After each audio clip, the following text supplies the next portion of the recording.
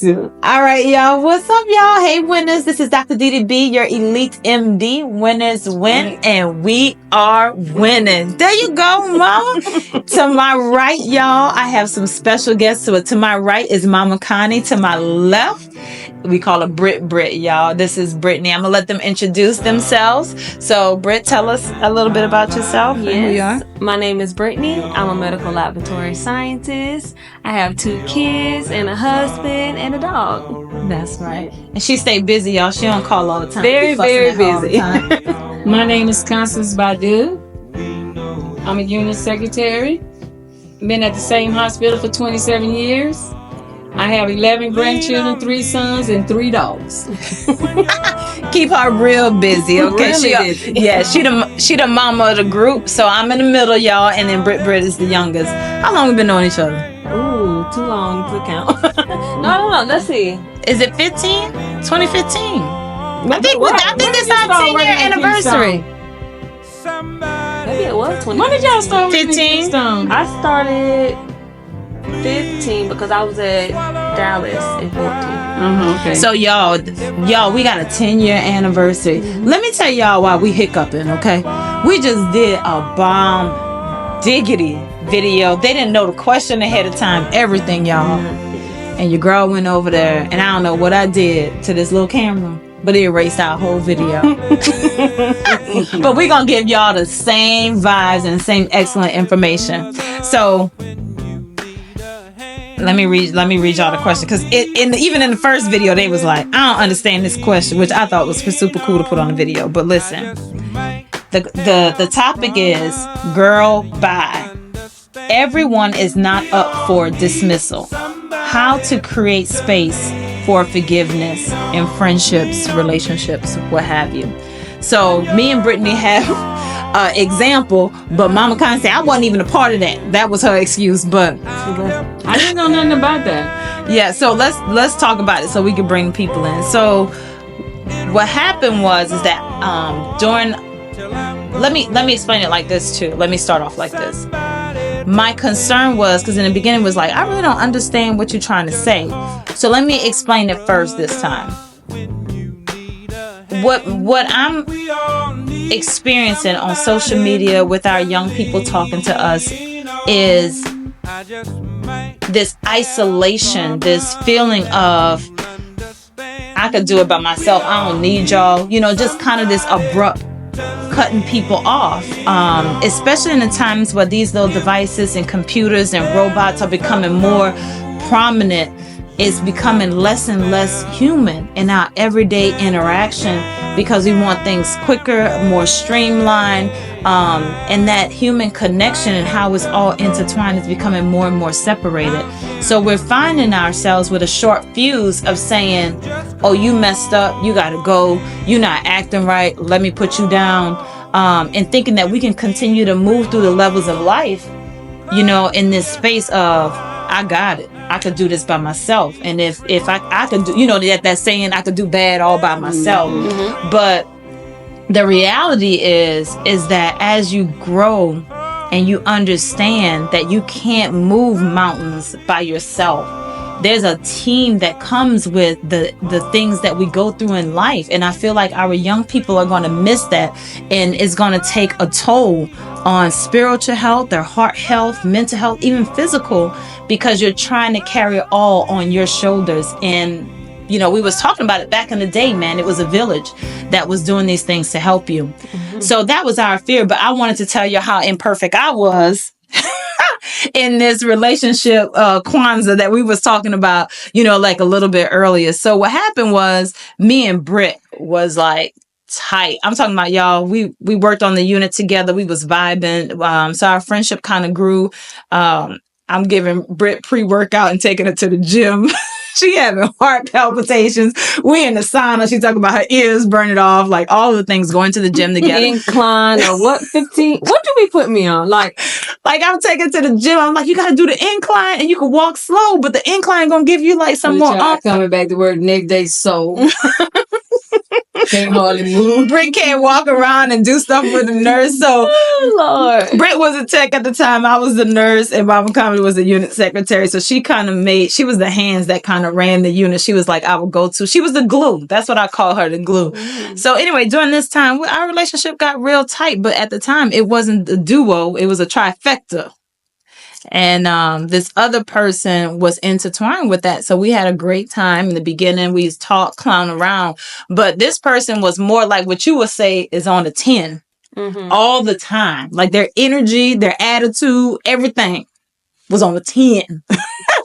So even though like sometimes it would brush you a little bit, you just let that go because we was all, kind of moving together, during that time in friendship.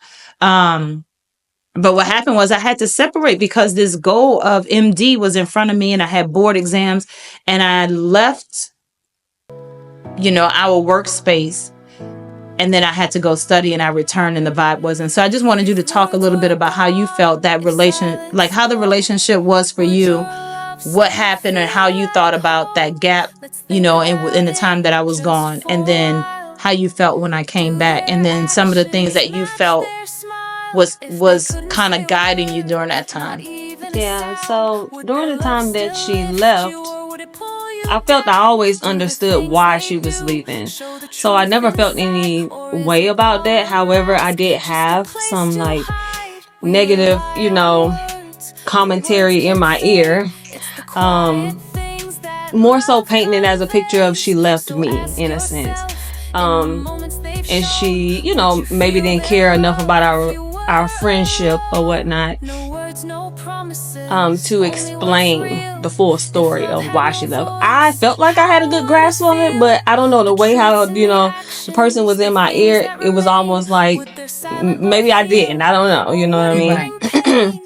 But I felt like for the most part I understood or whatnot. But I was definitely I was understanding and I was hurt for sure that you were leaving, because who wants good people to leave,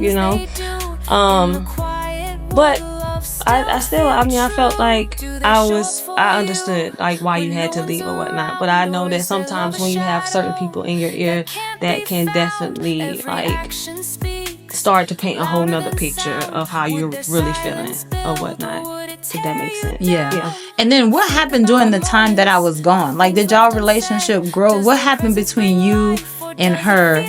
Like during the time, now it's a duo, but a different duo. It's not me and you now. Now it's y'all two. Like, what happened in y'all relationship? So naturally, if you're working with somebody all the time or whatnot, I mean, we just got really, really cool or whatnot, and that's what happened. We got really cool. So by the time Didi comes back, then I don't know if she didn't want me like around Didi as much or whatnot. So it was still trying to make Didi feel bad for leaving or whatnot, or I don't know how she kind of painted it out. What did she like say when you? Well, I think what happened was I came back, and when you come back to a workspace and you've been rocking and you've been doing stuff good. Like, I wasn't no lazy nurse. Like, so working with people, you kind of got this expectation like I'm going back with my squad. Yeah. Everybody pretty much was still there. It was just like a 6-month break or whatever else. But everybody was pretty much there. So you feel like at least your tight quarters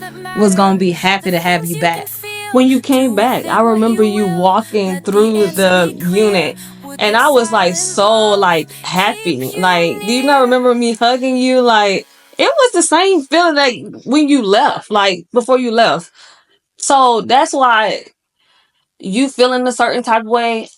It kind of like made me feel like that. I didn't know I was making you feel a certain type of way, to be honest with you. 'Cause I know that situation could make you feel a certain type of way. Like her coming in and saying all her negative commentary, and it can sort of overlap how I truly feel.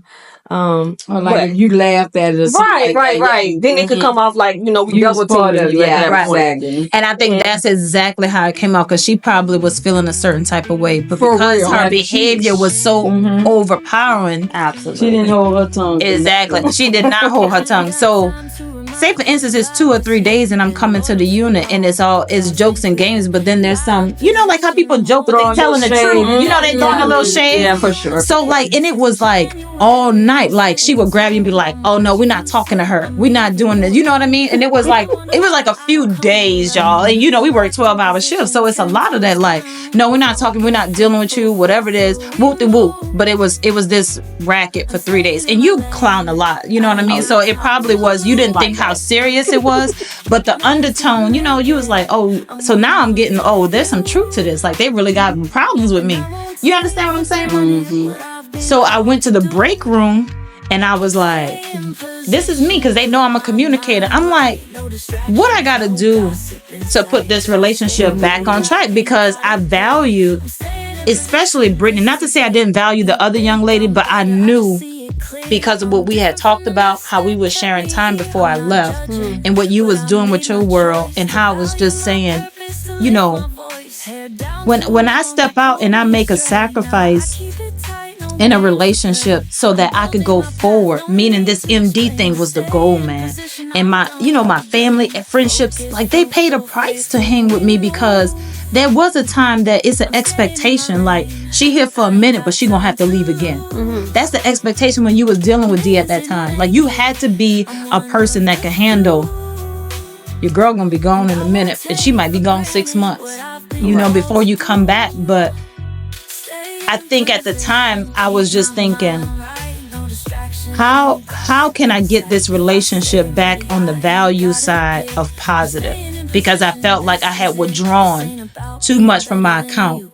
You understand what I'm saying? To where now y'all in a negative and now you don't want to deal with me. Yeah. So then what I was saying was, I came to the room and I was like, what I got to do to get this relationship, back on good ground?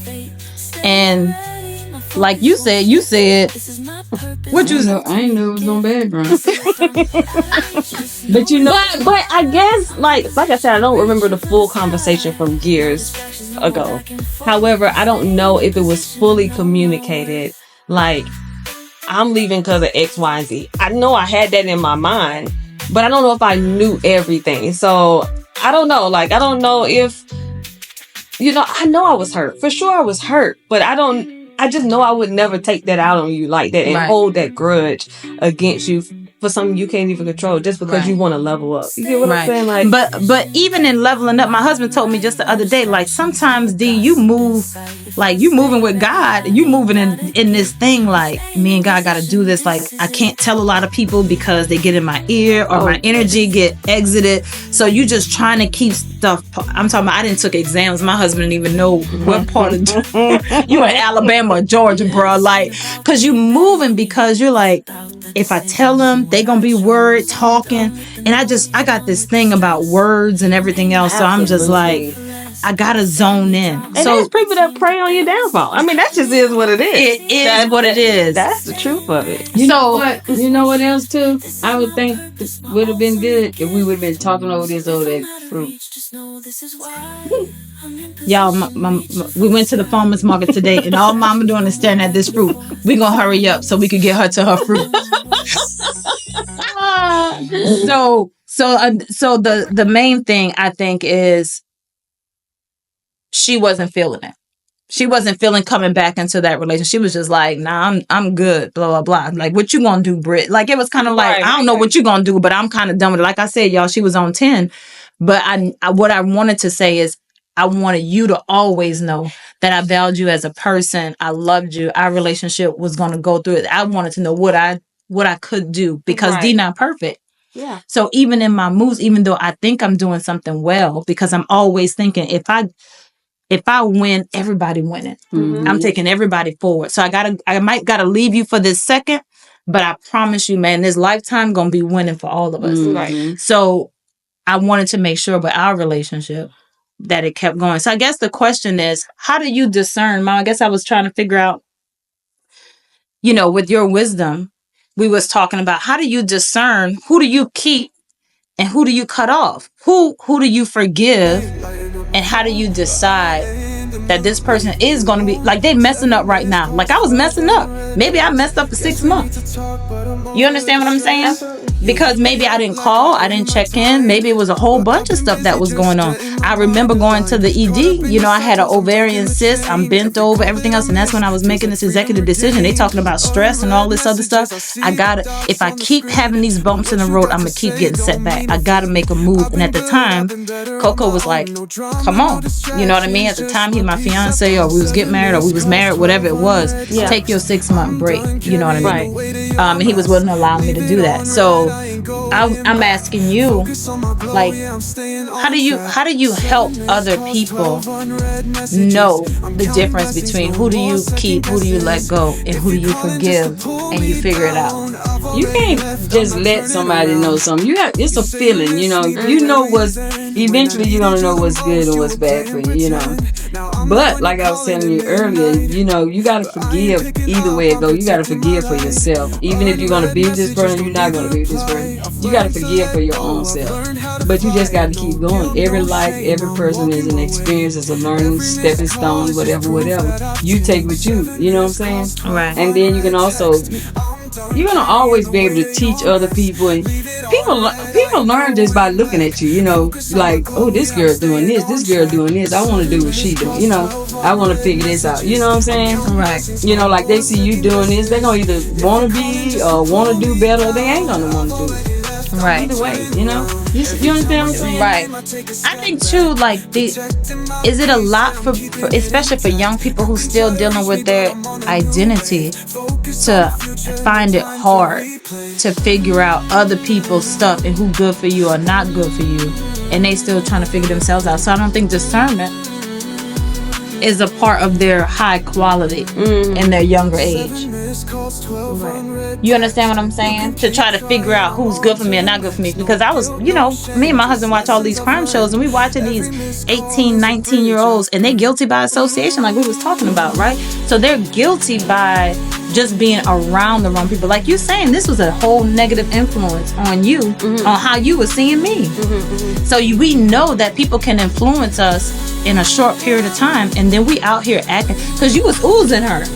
Like she had come so much on your behavior that like you said, you arguing and bumping heads with her, and your friendship shouldn't be like that.